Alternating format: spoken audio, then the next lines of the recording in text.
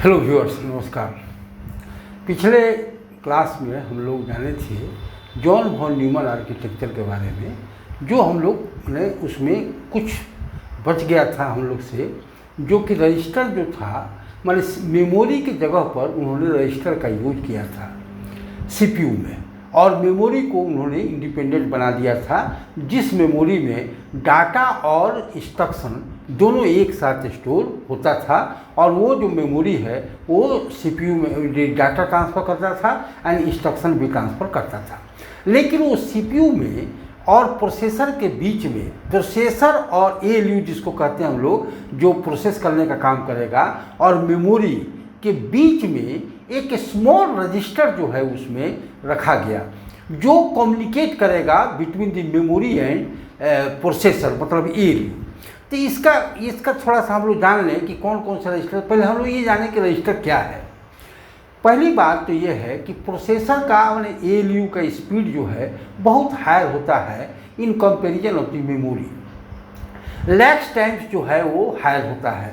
Processor जितने समय में वो जो है ये एक्सिक्यूशन करेगा कोई इंस्ट्रक्शन और डाटा को, उसको एक्सेस करने में लैक्स टाइम्स माने ज़्यादा लगता है मेमोरी को एक्सेस करने में। तो मेमोरी एक्सेस करता है उस जितने समय में, उसका 20% समय में एएलयू जो है उसको प्रोसेस करके रख देता है, जिसके चलते मोस्टली टाइम सीपीयू जो है वो आइडल पड़ा रहता है और मेमोरी जो है एक्सेस करते रहता है। तो इसको थोड़ा सा मिनिमाइज करने के लिए एक नया मैंने वो जो जॉन वॉन न्यूमन आर्किटेक्चर में जोड़ा कि एक हाई स्पीड रजिस्टर एक स्मॉल मेमोरी है, जो कि स्पीड उसका करीब करीब इक्विवेलेंट टू प्रोसेसर से स्पीड होता है। और उसके चलते मेमोरी जो है डाटा को पढ़ करके या इंस्ट्रक्शन को पढ़ करके जो वो रजिस्टर है उसमें अपना रखते जाता है, तत्कालिक अपना एग्जीक्यूशन चलते रहता है। और इस बीच में जैसे नेक्स्ट इंस्ट्रक्शन जो एग्जीक्यूट होना है उसको वो एक्सेस करता है और वो जा करके एक रजिस्टर में पहले रख देता है। और इसके चलते थोड़ा सा मिनिमाइज हुआ the gap between the processor speed and memory speed, जिसके चलते टोटली परफॉर्मेंस स्लो हो जाता था कंप्यूटर का। तो इस परफॉर्मेंस को मिनिमाइज करने के लिए, हायर बनाने के लिए, मतलब कि जो है वो थोड़ा सा परफॉर्मेंस को बढ़ाने के लिए, जब तक ये प्रोसेसर जब तक प्रोसेस करता था मेमोरी का काम रुका हुआ रहता था, एक्सेसिंग रुका हुआ रहता था। जब वो इंस्ट्रक्शन कंप्लीट हो जाता था एक्सिक्यूशन, तो सीयू फिर उससे इंस्ट्रक्शन देता था मेमोरी को, और तब वो डाटा फिर से पढ़ने का काम करता था, जिसके चलते एक गैप हो जाता था, अच्छा खासा गैप हो जाता था। तो इससे बचने के लिए क्या किया गया कि एक स्मॉल रजिस्टर रखा गया सीपीयू एएलयू के पास, जो इंस्ट्रक्शन अभी एग्जीक्यूट हो रहा है और उसके बाद कौन इंस्ट्रक्शन एग्जीक्यूट होगा वो सीयू पहले इन्फॉर्म करता था मेमोरी को, और वो नेक्स्ट इंस्ट्रक्शन को तत्कालिक को एक्सेस करके रीड करते हुए वो अपना रजिस्टर में रखते जाता है। और जब ये इंस्ट्रक्शन कंप्लीट हो जाता है तब तक अगर पढ़ा गया है, वो इंस्ट्रक्शन ट्रांसफ़र हो चुका है, तो वो रजिस्टर तुरंत जो है प्रोसेसर को ट्रांसफ़र कर देता है। इसके अलावा और भी हाई स्पीड यूज किया गया। तो थोड़ा सा इसके बारे में जान लें कि कौन कौन रजिस्टर उसमें यूज किया गया और उसका किस पर्पज़ के लिए यूज किया गया, इसका जो है हम लोग नॉलेज ले लेते हैं। तो हम कल जैसा कि पिछले क्लास में डिस्कस किए थे कि ये सीपीयू उन्होंने क्या किया कि सेपरेट कर दिया और मेमोरी सेपरेट कर दिया, और इसमें उन्होंने एक रजिस्टर्स रखा और एएलयू रखा और सीयू रखा, जिसे कल हम लोग डिस्कस किए थे पिछले क्लास में। तो एक रजिस्टर से एक सेट ऑफ रजिस्टर्स उन्होंने रखा था, और ये जो है ये एएलयू से जो है वो डाटा ट्रांसफ़र कम्युनिकेट करने का काम करता है, और सीयू जो है टोटली, और ये जो है ये मेमोरी और रजिस्टर के बीच में कम्युनिकेशन होता है। पहले तो डायरेक्ट प्रोसेसर को ट्रांसफ़र करता था, लेकिन अब जो है समय बचाने के लिए जो अभी वो धीरे धीरे एक्सेस करता है मेमोरी, वो ट्रांसफ़र रजिस्टर को कर देता है, और रजिस्टर एट ए टाइम जो है एएलयू को ट्रांसफ़र कर देता है, जिससे प्रोसेसिंग करने का काम होता है। तो ये हम लोग पिछले क्लास में डिस्कस किए थे इसका। तो ये जो रजिस्टर्स था, ये सेट ऑफ रजिस्टर यूज किया उन्होंने, जॉन वॉन न्यूमन ने। वो कौन कौन से रजिस्टर्स यूज किए गए, ये थोड़ा सा हम लोग जानकारी इसका ले लेते हैं। तो ये इन John von Neumann architecture, John von Neumann Neumann architecture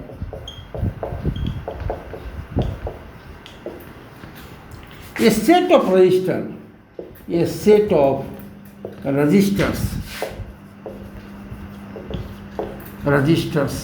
are used to increase the total performance of computer. Total performance of computer. Performance of computer. Total performance of computer. These registers are following. ये जो है ये register था, इसमें था MBR memory buffer register, MBR। दूसरा था MAR memory address register, अभी हम डिस्कस कर रहे हैं इसको। तीसरा इसमें था ये जो है IR इंस्ट्रक्शन रजिस्टर। चौथा उसमें उन्होंने बनाया था PC प्रोग्राम काउंटर, और इसी में एक और भी था, उन्होंने बनाया था एक्यूमुलेटर। इतने registers John von Neumann architecture में यूज किए जाते हैं जो कि टोटल परफॉर्मेंस जो है वो बढ़ाने का काम करता है। अब कौन रजिस्टर्स का क्या काम है ये हम लोग थोड़ा सा डिस्कस इसमें कर लेते हैं। तो ये मेमोरी बफर रजिस्टर कैसे काम करता था? मेमोरी बफर MBR जिसको बोलते हैं, MBR का नाम होता है it is a memory buffer register. It is a memory buffer register. Memory which stores the data transferred by memory,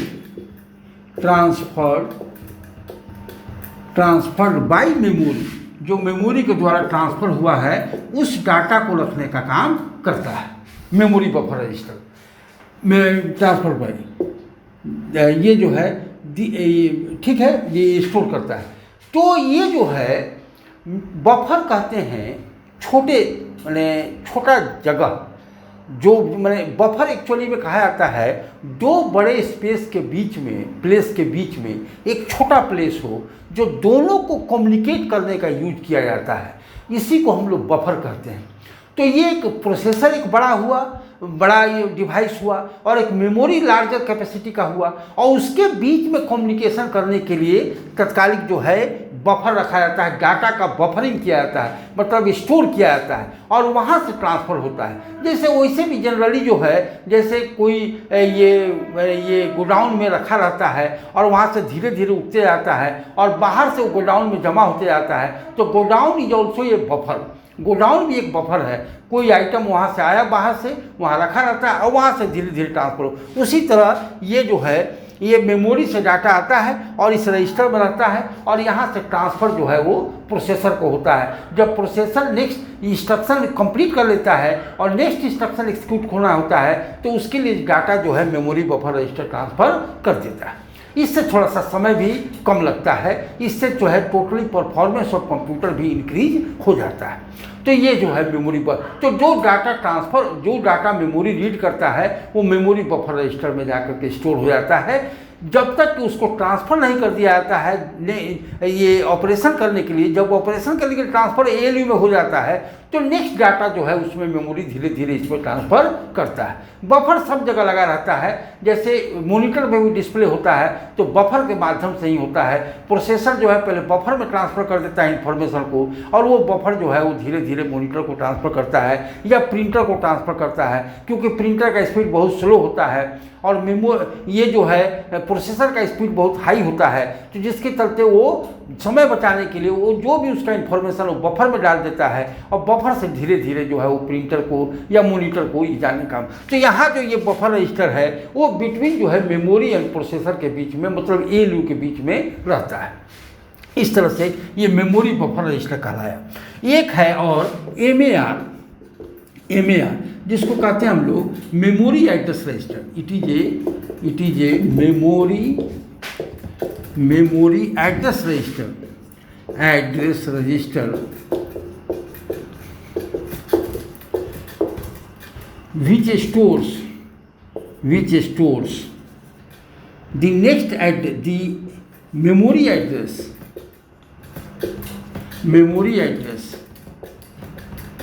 which will be assessed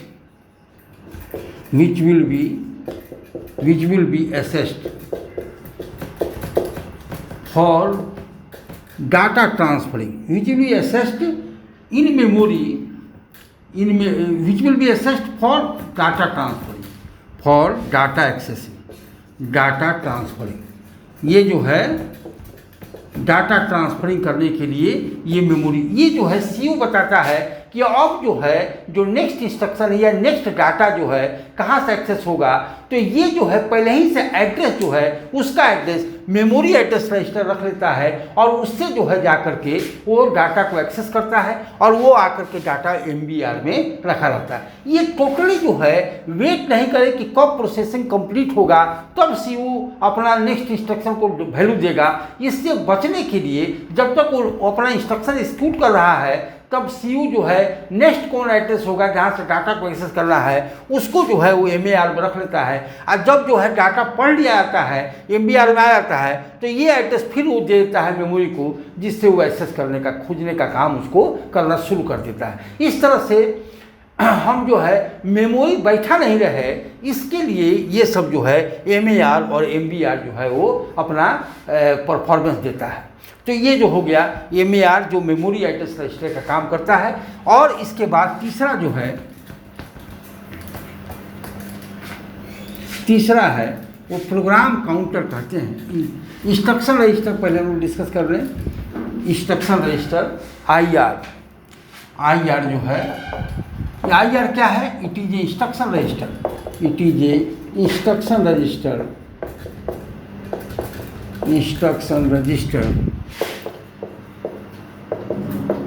it is a instruction register which stores the next instruction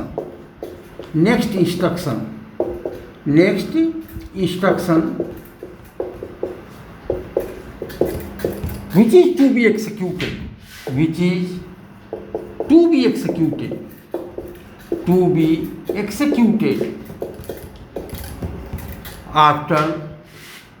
after completion of current instruction। ये current instruction complete होने के बाद जो next instruction आएगा execute होने वो पहले ही से इंस्ट्रक्शन रजिस्टर में लोड कर दिया जाता है। इसके चलते कि प्रोसेसर को वेट नहीं करना पड़े, मेमोरी से एक्सेस करेगा तब जाकर के होगा ही। हालांकि और भी इससे बचने के लिए और भी उपाय लगाया गया है जिसको हाई स्पीड मेमोरी कहते हैं। बफर रजिस्टर जस्ट एक टेम्पोरली जो है वो स्टोर करने का काम करता है, जिससे जो है वो थोड़ा सा परफॉर्मेंस पूरे कंप्यूटर का बढ़ जाता है। ठीक है, तो ये जो हो गया वो इंस्ट्रक्शन रजिस्टर कहते हैं। और इसके बाद है जिसको PC कहते हैं, ये प्रोग्राम काउंटर होता है जो कि कैलकुलेट करके बताता है कि नेक्स्ट इंस्ट्रक्शन का एड्रेस कौन होगा, जो सीयू को बताता है और सीयू उसके अनुसार वो नेक्स्ट इंस्ट्रक्शन जो है वो देता है कि जिससे वो डाटा जो है फिर IR में स्टोर हो सके। तो ये जो है it is a program counter, it is a program counter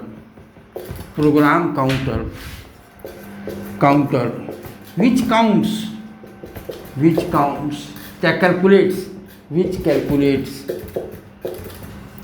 the address of next instruction,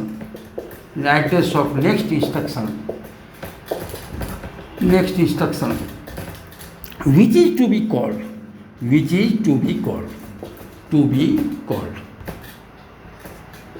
जिसको कॉल होना है। ये जो है कौन रखता है? Program counter. ये कैलकुलेट करने का काम करता है कि नेक्स्ट इंस्ट्रक्शन कौन एग्जीक्यूट होगा, ये प्रोग्राम काउंटर का काम। ये हम लोग डिस्कस कर रहे हैं कि ये सीपीयू में जो रजिस्टर्स होता है, जो सेट ऑफ रजिस्टर होता है, तो इतने सेट ऑफ रजिस्टर्स उसमें यूज किए जाते हैं जिसमें प्रोग्राम काउंटर कैलकुलेट करके बताता है कि नेक्स्ट इंस्ट्रक्शन किसको हमको कॉल करना है, और वो सीयू उसके अनुसार वो कॉल करने का काम करता है कि अब ये जो है नेक्स्ट इंस्ट्रक्शन एग्जीक्यूट होगा।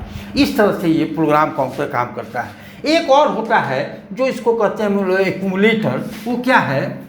एक्यूमुलेटर ये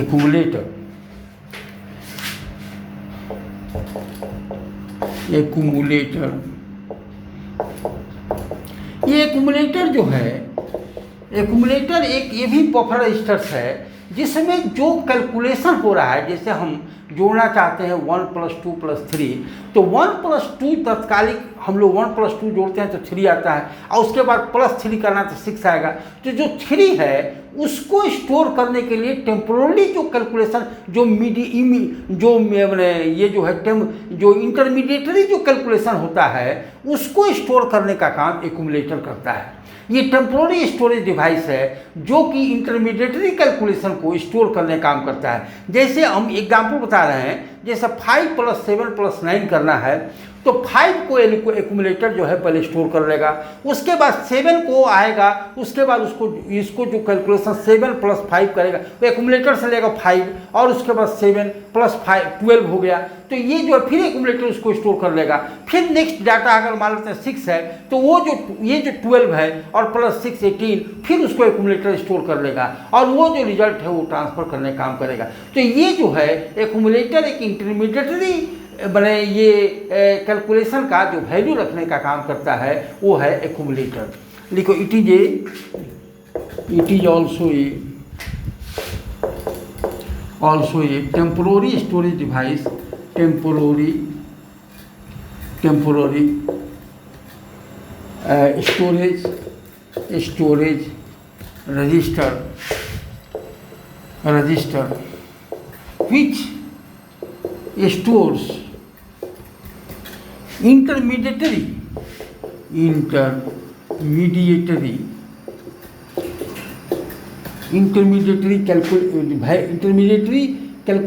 value obtained, intermediary calculation value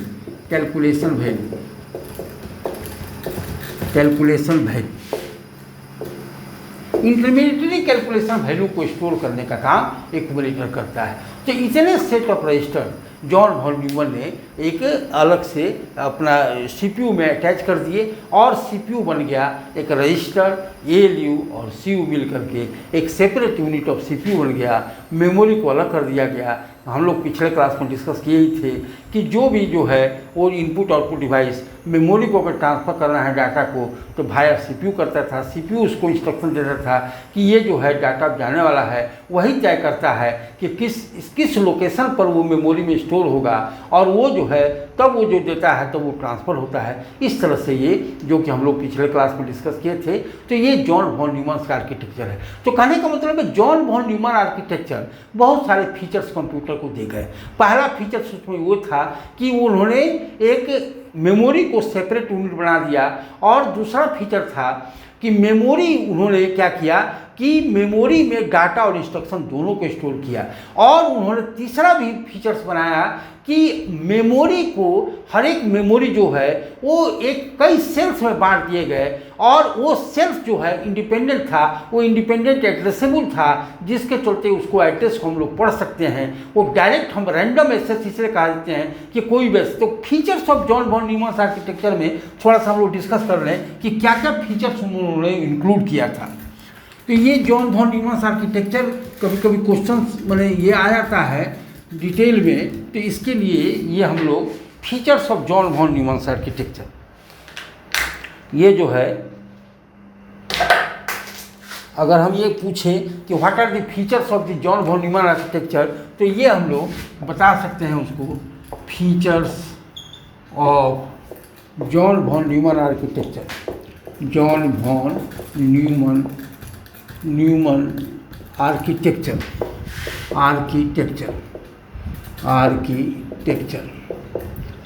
तो जॉन वॉन न्यूमैन आर्किटेक्चर पहला उन्होंने क्या किया, पहला फीचर्स उसमें क्या था कि ही सेपरेटेड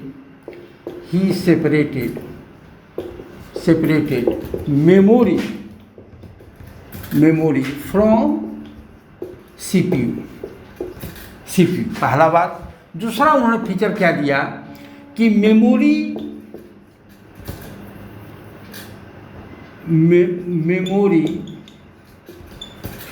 began to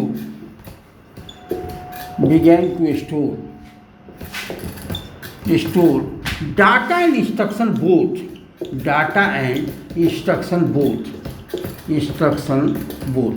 डाटा और इंस्ट्रक्शन दोनों जो है स्टोर करने लगा। ये जॉन वॉन न्यूमैन आर्किटेक्चर में इंक्लूड किया गया था। थर्ड जो है उन्होंने बनाया कि ये जो है ये the memory is divided into number of cells and each cell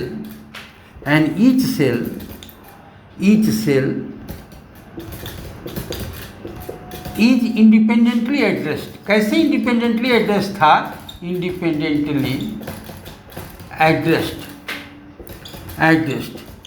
independently address था और जिससे जो है रैंडमली जो है किसी सेल के डाटा को डायरेक्ट एक्सेस किया जा सकता था। तो ये जो है independently addressed and due to this independently addressed, और ये जो है independently addressed and due to this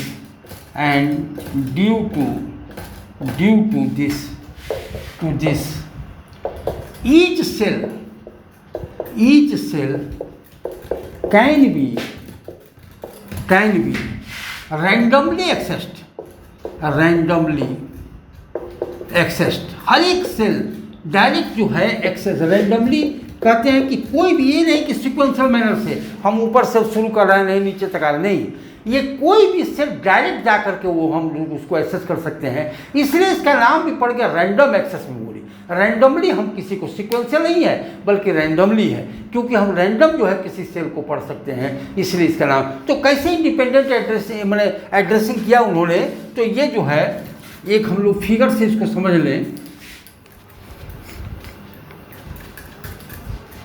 एक फिगर पूरे रैम को अगर हम डिवाइड करते हैं, ये उन्होंने बनाया कि ये रैम है, उन्होंने बनाया रैम है और इस तरह से रोज में डिवाइडेड होता है। ये रोज 2, 3 इस तरह से रोज में डिवाइडेड होता है। नंबर ऑफ रोज, ये नंबर ऑफ रोज, ये उसके बाद कॉलम है, ये कॉलम है।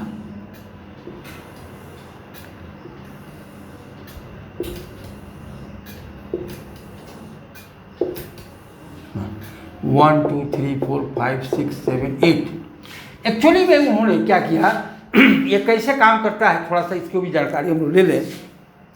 हर एक रो, ये जो रो है वो ये नंबरिंग किया रहता है 0 1 2 3 4 इस तरह से n-1 तक नंबरिंग किया हुआ है। ये भी है 0 1 2 3 4 5 6 7 इस तरह से नंबरिंग किया रहता है। ये थोड़ा सा जानकारी होनी चाहिए। ये जो है और ये जो intersection of each row and cell है, ईच रो एंड कॉलम है, इसको हम लोग एक सेल कहते हैं। ये सेल, ये इसको हम क्या बोलते हैं, सेल कहते हैं। और ईच सेल स्टोर से बिट ऑफ इंफॉर्मेशन, कोई भी डाटा का एक बिट जो स्टोर करने का काम एक सेल करता है। तो ये जो है ये सेल कहलाता है। इस तरह से ये भी एक सेल कहलाएगा। ईच सेल स्टोर से bit of information, each cell stores a bit of information, bit of data का डाटा कहते हैं इसको, बिट ऑफ डाटा। तो है इस तरह से। और हर एक सेल इंडिपेंडेंटली एड्रेस था। कैसे? जैसे 2 नंबर रो है और ये 3 नंबर कॉलम है, तो 2,3 कर सकते हैं। तो ये एक सेल जो है 2,3 मतलब 2,3 अगर मिल गया तो इसको डायरेक्ट इस सेल को एक्सेस कर सकता है। तो ये जो है एड्रेसिंग था, हर एक सेल एक अपना इंडिपेंडेंट एड्रेस था और डायरेक्ट सेल को एक्सेस किया जा सकता है, इसलिए इसका नाम पड़ गया है रैंडम एक्सेस मेमोरी। अच्छा, ये जो है सेल एक बिट एक है और उसके बाद सीरीज ऑफ बिट इसमें स्टोर होगा। अच्छा, ये भी है कि जो नंबर ऑफ कॉलम्स है इसको वर्ड लेंथ कहा जाता है। ये तो रोल नंबर है अपना, और इसको जो है ये अगर हम कहें ये जो है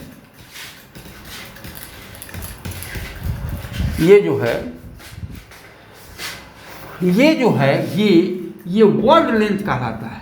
इसको वर्ड लेंथ कहते हैं, वर्ड लेंथ शॉर्ट में वर्ड कहा जाता है। और ये एलिमेंट जो है 2 to the power n होता है। ये element 2 to the power n होता है।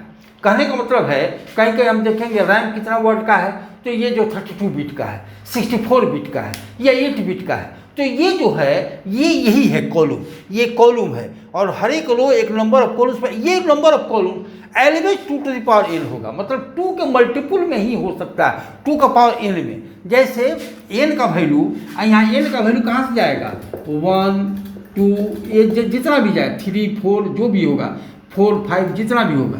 तो ये जो है अब इसमें क्या है कि जैसे एक जो है वर्ड, इसको वर्ड लेंथ कहते हैं। तो ये जो है हमेशा जैसे 2 बिट का, एक अगर n का वैल्यू 1 है तो ये 2 बिट वर्ड हो सकता है, 2 बिट का हो सकता है, लेकिन 3 बिट नहीं हो सकता है, क्योंकि 2 का पावर 1 के बाद 2 आएगा तो 4 बिट हो सकता है, 2 के बाद 3 आएगा तो 8 बिट हो सकता है, 3 के बाद 4 होगा तो 16 बिट होगा, 32 बिट होगा, 64 बिट होगा, 128 बिट होगा।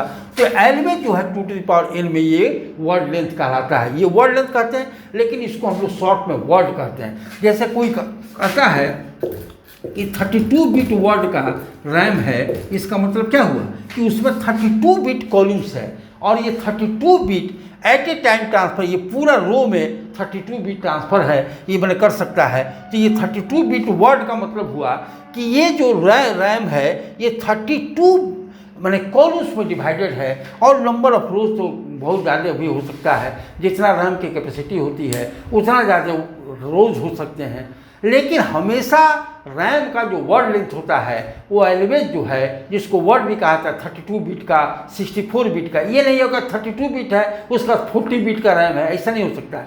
जब होगा तो 32 बिट के बाद 64 होगा, 64 के बाद 128 होगा, 128 के बाद 256 होगा। इस तरह से ये मल्टीपुल 2 का पावर 1 2 3 4 ये करते जाएंगे, और उसके अनुसार जो है वर्ड ये बढ़ते जाएगा। इस तरह से ये रैम जो है एक्सेस होता है। और यहाँ जो है ये सब चीज़ जो है, ये सब फीचर्स जो है वो जॉन वॉन न्यूमन ने कंप्यूटर का आर्किटेक्चर में इंक्लूड किए, और इस तरह से कंप्यूटर जो आजकल हम लोग काम कर रहे हैं एक्चुअली में जॉन वॉन न्यूमन के दिए हुए आर्किटेक्चर के हिसाब से ही हम लोग काम कर रहे हैं। इस तरह से ये जॉन वॉन न्यूमन ने ये दिया, और पूरे कंप्यूटर जो हम लोग अभी यूज कर रहे हैं ये जॉन वॉन न्यूमन का आर्किटेक्चर पर डिपेंडेंट होकर के हम लोग अभी इसी आर्किटेक्चर पे काम हम लोग कर रहे हैं। इस तरह से ये जो है कंप्यूटर हम लोग डिस्कस किए। इसके अलावा कंप्यूटर में कुछ हाई स्पीड मेमोरी भी इंक्लूड किया गया, जैसा कि हम बोले कि रजिस्टर्स यूज किया जाता है, जिसके चलते जो है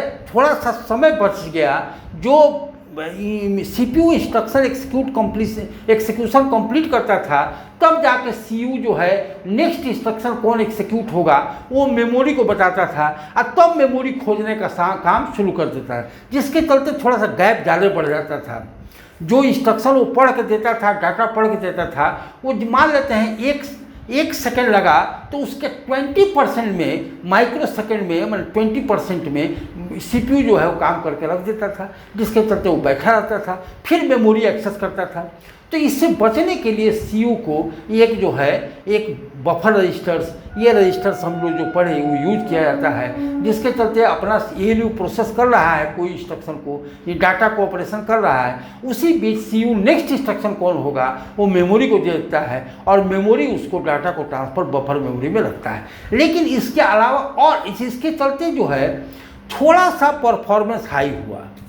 थोड़ा सा गैप जो है वो कम हुआ between the processors working speed and memory assessing speed. तो इस तरह से गैप हुआ, लेकिन और थोड़ा सा हाई करने के लिए एक हाई स्पीड मेमोरी भी स्पेशली डेवलप किया गया, जो कि कंप्यूटर के परफॉर्मेंस को थोड़ा सा और भी बढ़ा देता है। इसमें तो एक ही रजिस्टर्स रख सकते हैं, एक ही डाटा जो नेक्स्ट डाटा को एग्जीक्यूट होने वाला है उसको रख सकते हैं, लेकिन उसमें जो है वो हाई स्पीड मेमोरी में ग्रुप ऑफ इंस्ट्रक्शंस को, एक ग्रुप ऑफ इंस्ट्रक्शन को, ग्रुप ऑफ डेटा को हम लोग उसमें रख सकते हैं, जिसके चलते कंप्यूटर के परफॉर्मेंस को और ज़्यादा बढ़ाया गया और उसको हम लोग हाई स्पीड मेमोरीज कहते हैं।